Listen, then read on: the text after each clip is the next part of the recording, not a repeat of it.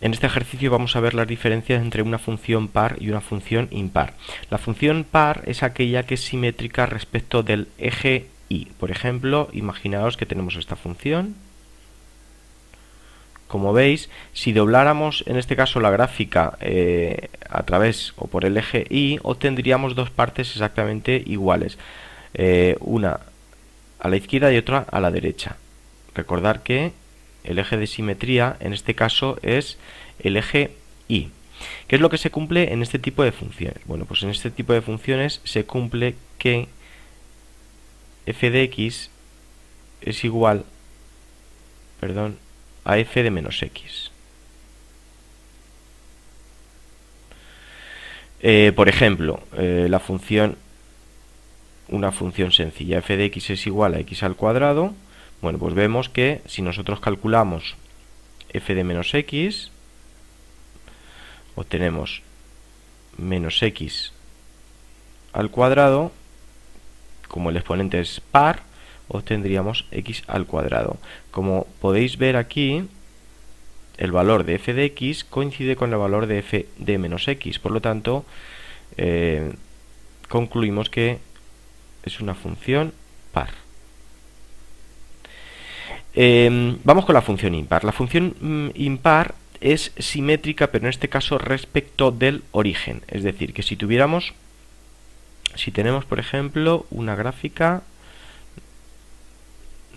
de este tipo, si os fijáis, es simétrica del origen. ¿Por qué? Porque si en este caso giráramos 180 grados la gráfica o la parte de este primer cuadrante, obtendríamos justamente el del tercer cuadrante. ¿Cómo se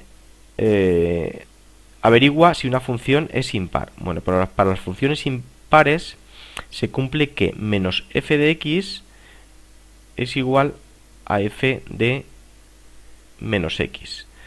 El ejemplo que vamos a ver, vamos a comprobar en este caso que la función f de x es igual a x al cubo es impar.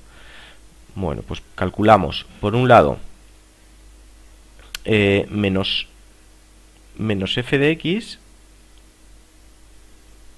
que simplemente sería menos, y luego el opuesto de la función f de x. Como tenemos que f de x es x al cubo, pues obtendríamos menos x al cubo. Y f de menos x, recordar que lo único que tenemos que hacer es sustituir donde pone la x, nosotros ponemos menos x. Tendríamos menos x al cubo, exponente negativo, luego el resultado es negativo, x al cubo. Si os dais cuenta, hemos obtenido que menos f de x es igual a f de menos x. Por lo tanto, la función es impar. Vamos a ver un ejemplo con otra función que podría ser, por ejemplo, f de x es igual a x cubo menos 3x. Bueno, calculamos en primer lugar menos f de x, que sería menos el opuesto de la función.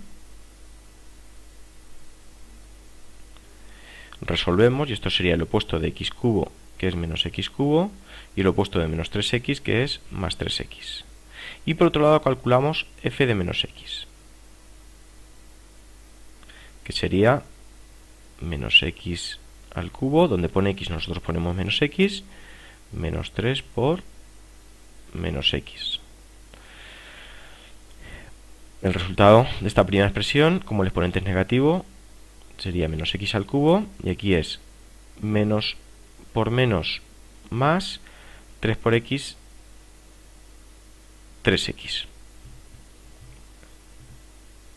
Vale, pues como podéis ver, a partir de estos datos se cumple que estas dos expresiones son exactamente iguales, es decir, que f de menos x es igual a menos f de x. Por lo tanto, concluimos que la función se trata de una función impar. Cuidado porque hay casos en los que la función, muchos casos, en los que la función no es par ni impar.